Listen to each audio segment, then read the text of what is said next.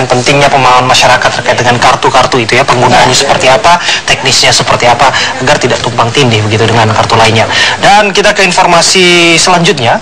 Presiden Joko Widodo berencana mengalihkan dana subsidi BBM ke pembangunan waduk dan irigasi untuk memajukan sektor pertanian masyarakat. Dan hal itu disampaikan seusai peletakan batu pertama pembangunan bendungan irigasi di Sidrap, Sulawesi Selatan. Ini kondisi irigasi kita 52% rusak. Ya, itu yang harus diperbaiki. Rata 52% kerusakan karena apa? Ya sudah 30 tahun kayak di sini berapa tahun ini? Katanya tadi 25 tahun belum pernah diperbaiki. Di tempat lain juga kurang dan lebih sama. Ini kita yang mau konsentrasikan anggaran kita pengalihan subsidi BBM ke tempat-tempat seperti ini. Subsidinya mau dikasihnya apa ya?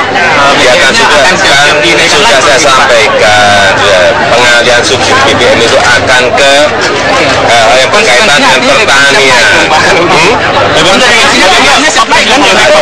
saya sampaikan, pengalihan subsidi akan kita berikan kepada waduk, pengairan, kemudian irigasi, benih, pupuk. Ingin membangun dalam 5 tahun ke depan itu di seluruh Indonesia kurang lebih antara 25 sampai 30 bendungan harus selesai. Iya, dan nanti produksi kita akan melonjak dari itu karena Pemirsa, rumah dan mobil mantan Ketua MPR Amin Rais di Yogyakarta ditembaki orang tak dikenal. Ya, dan untuk mengetahui kondisi terkini dari lokasi, kita akan bergabung bersama dengan Hendrawan langsung dari Yogyakarta. Ya, kami mohon maaf pemirsa bahwa yang tergabung bersama kami adalah Danita Riyadini. Danita, seperti apa kondisi di lokasi saat ini? Abraham, Winda, juga pemirsa, saat ini rumah mantan Ketua MPR RI Amin Rais dan juga mobil yang tadi menjadi korban penembakan, diduga penembakan karena menurut informasi dari berbagai saksi dan juga pihak kepolisian terdengar suara ledakan, sudah di garis polisi. Dan untuk kondisi terkini juga polisi baru saja melakukan olah tempat kejadian perkara. Langsung saja saya akan berbincang dengan mantan Ketua MPR RI Amin Rais untuk mengetahui bagaimana kondisi dan juga kronologisnya. Selamat siang Pak Amin. Jadi waktu kejadian jam 2 malam, jam 2 pagi, saya tidur lelap, bahkan tidak tahu kalau terjadi penembakan mobil saya itu. Hanya jam 6 pagi ketika sopir saya mau membersihkan mobil, dia kaget kok ada lubang bekas peluru menembus kanan belakang mobil saya sampai ke jok, ya. Nah, kemudian dia manggil satpam namanya Heavy Ismail. Dia bilang, "Wih, tadi malam saya dengar itu. Saya kira ban pecah gitu." Dia tidur lagi gitu. Nah, kemudian ternyata setelah saya lihat memang itu kejadian sungguh-sungguh. Menurut satpam kira-kira ditembak dari luar pagar, kemudian mereka lari gitu loh. Nah, buat saya Mbak, kalau dari segi kerugian itu hampir nol ya. Hanya bisa ditembus peluru sampai ke jok, itu mungkin dari segi kerugian memang tidak serius ya. Tapi dari segi aksi berandalan bahkan menjurus ke teror itu serius ya. Karena itu saya senang sekali begitu sopir saya Mas Manto dan satpam lapor ke kepolisian, gak sampai 5 menit beberapa teman-teman Polri sudah langsung membuat polis line. Kemudian beberapa entitas kepolisian juga datang lantas mengambil data-data lab 4 untuk dikirim ke Semarang. Dan saya sudah berhubungan dengan Pak Kapolres Sleman, Pak AKBP Ihsan Amin, kebetulan namanya pakai Amin ini ya. Jadi saya sudah menyampaikan apresiasi dan mohon supaya diproses gitu, ya. Kondisi Pak Amin sendiri saat terdengar ledakan sendiri, Pak Amin posisinya sedang di mana? Ya, saya sedang lelap, ya tidur ya. Saya jam 12:15 menit tengah malam saya masih browsing di internet ya. Terus saya tidur, bahkan saya jam 4 pagi bangun ke masjid jadi imam sholat, pulang belum tahu kalau mobil saya bolong itu ya. Jadi kejadiannya jam 6 ya. Mengetahuinya jam 6 ya. Untuk motif sendiri mungkin Pak Amin ada pandangan atau tanggapan terkait motif, adakah masalah-masalah ataupun baru kali ini terjadi atau seperti apa, Pak? Jadi kalau soal teror ke rumah saya sudah ini saya yang ketiga.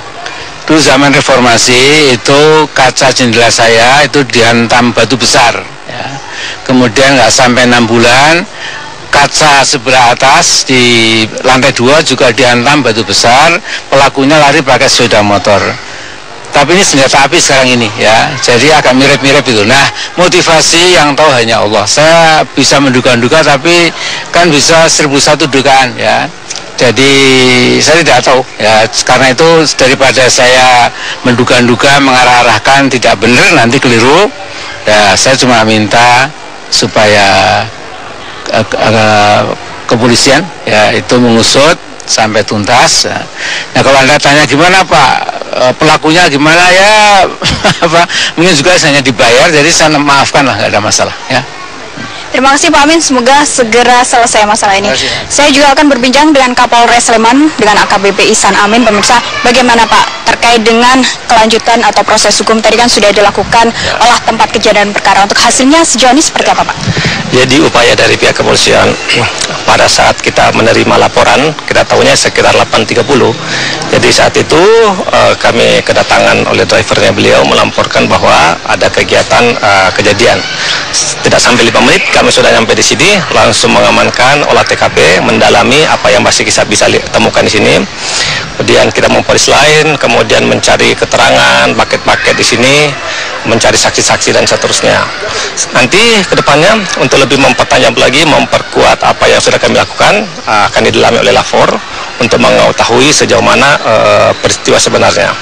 Namun kedepannya kita akan memperbanyak keterangan saksi, mungkin dari beliau sendiri atau mungkin dari drivernya, kemudian dari yang jaga di sini. Untuk barang bukti yang sudah ditemukan apa saja ini Pak? Sementara ini kami masih olah TKP ya. Jadi olah TKP kami hanya melihat ada semacam lubang, kemudian ada selongsong. Itu pun kami baru masih mengamankannya dan akan kami kirim ke lapor. Dan untuk lebih memperdalam lagi, lapor akan datang ke sini. Untuk jenis selongsong dan juga proyektil yang dilakukan pelaku, apakah sudah bisa diketahui Pak? Oh, belum. Itu melalui uji balistik dan melalui pendalaman oleh lapor.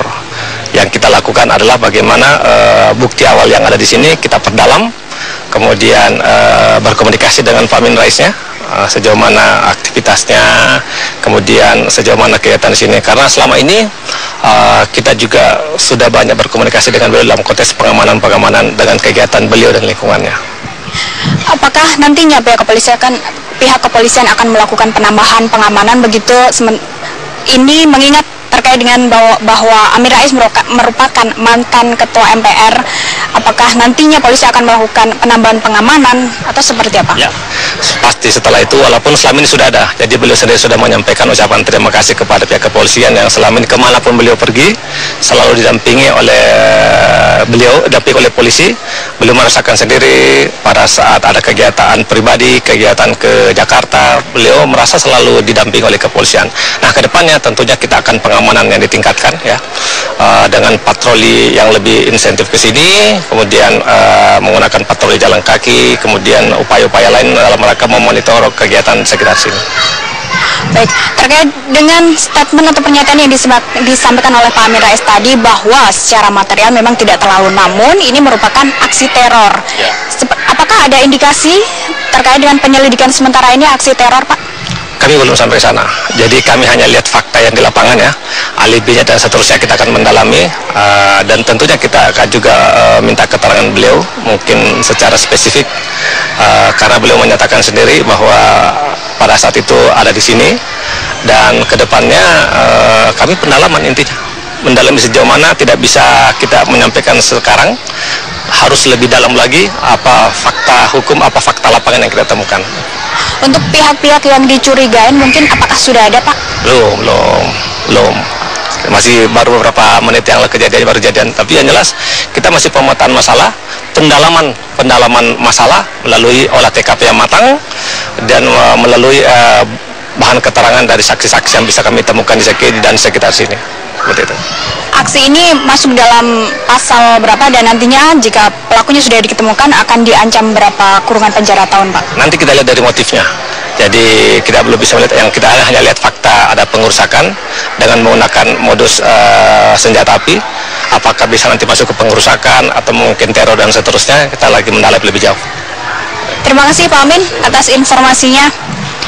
Saat ini terkait dengan saksi-saksi yang sudah diperiksa oleh pihak kepolisian, salah satunya adalah pihak keamanan dari rumah Amin Rais yang saat ini memang sudah dibawa ke Mapolda DIY untuk dilakukan pemeriksaan lebih lanjut, dan kondisi terkini masih dilakukan penjagaan oleh pihak kepolisian karena memang pihak kepolisian juga baru saja melakukan olah tempat kejadian perkara. Nanti hasilnya akan dilakukan atau disampaikan ke Lab 4 di Semarang untuk mengetahui motif sebenarnya dan juga pelaku yang melakukan aksi tembak atau menembak salah satu mobil atau kendaraan mantan Ketua MPR Amin Rais. Kita kembalikan ke Anda di studio.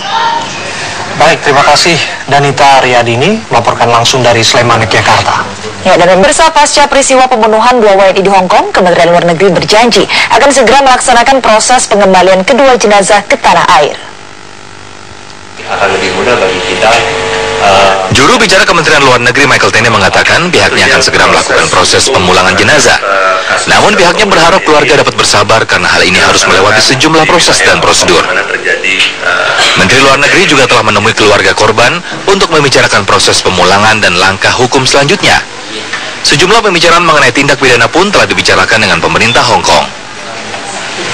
Konsulat Jenderal Indonesia di Hong Kong sudah dalam proses untuk memenuhi berbagai ketentuan yang terkait dengan pengembalian kedua jenazah tersebut, dan kita harapkan dalam waktu yang dekat kita bisa segera memenuhi harapan keluarga untuk memulangkan jenazah tersebut.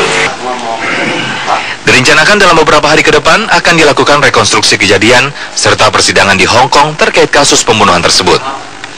Tak hanya Kementerian Luar Negeri, Kementerian Tenaga Kerja melalui Dirjen Perlindungan TKI dan Hukum juga telah menemui keluarga korban untuk meminta surat pernyataan keluarga dan kuasa untuk proses pengurusan jenazah. Pemulangan jenazah korban akan dilakukan setelah proses autopsi selesai dilakukan. Dari Cilacap, Jawa Tengah dan Jakarta, TV One mengabarkan. Presiden Joko Widodo berencana segera menaikkan harga BBM bersubsidi dalam waktu dekat. Namun, Wakil Ketua DPR RI Fadlizon menolak keras kenaikan BBM bersubsidi oleh pemerintah. Menurutnya, harga BBM dunia saat ini sedang turun. Pemerintah akan segera menaikkan harga BBM bersubsidi bulan ini. Proses penghitungan besaran kenaikan harga BBM pun sudah mendekati final. Menurut Menteri BUMN Rini Sumarno, sebelum kenaikan harga BBM diputuskan, yang terpenting, pemerintah telah memulai proses peluncuran Kartu Indonesia Sehat, Kartu Indonesia Pintar, dan Kartu Keluarga Sejahtera. Kan yang paling utama kan selalu dibicarakan bagaimana kita harus melakukan proses pengalihan subsidi. Jadi itu kan yang sekarang kita mulai. Kemarin hari Senin Bapak Presiden sudah memulai dengan memberikan Kartu Keluarga Sejahtera, Kartu Indonesia Sehat dan Kartu Indonesia Pintar. Nah, ini dari hari ke hari kita lihat pembagiannya sampai seberapa jauh, dan mungkin itu yang paling diutamakan dulu, karena tujuannya kalau sampai subsidi ini kan dialihkan, berarti pengalihannya sudah harus mulai berjalan. Kalau pengalihannya masih belum berjalan, tentunya akan sulit untuk itu dilakukan pengalihan. Sementara itu, Wakil Ketua DPR RI Fadlizon terang-terangan menentang rencana Presiden Joko Widodo yang menaikkan harga bahan bakar minyak. Dirinya menegaskan tidak ada hal yang mendesak untuk menaikkan harga BBM. Kalau saya pribadi, saya menolak kenaikan BBM karena harga dunia sekarang turun. Hari ini bahkan harga minyak dunia sudah mencapai 77, padahal di dalam anggaran kita 105. Jadi orang di dunia sekarang ini sedang pesta pora penurunan harga BBM, kok malah di Indonesia mau naik harga BBM gitu. Jadi kalau terkait dengan menaikkan harga BBM tidak jadi masalah asalkan alokasi dana dari pejabat dan ya, alasannya selalu begitu, tetapi alokasinya ketika dalam prakteknya tidak seperti yang diharapkan juga. Artinya masyarakat tidak menikmati juga, hanya mungkin segelintir orang dalam waktu yang sangat-sangat terbatas gitu. Fadli menambahkan jika pemerintah beralasan menaikkan harga BBM karena subsidi tidak tepat sasaran, itu hanyalah alasan klasik di setiap ada wacana kenaikan BBM. Tim TV One mengabarkan.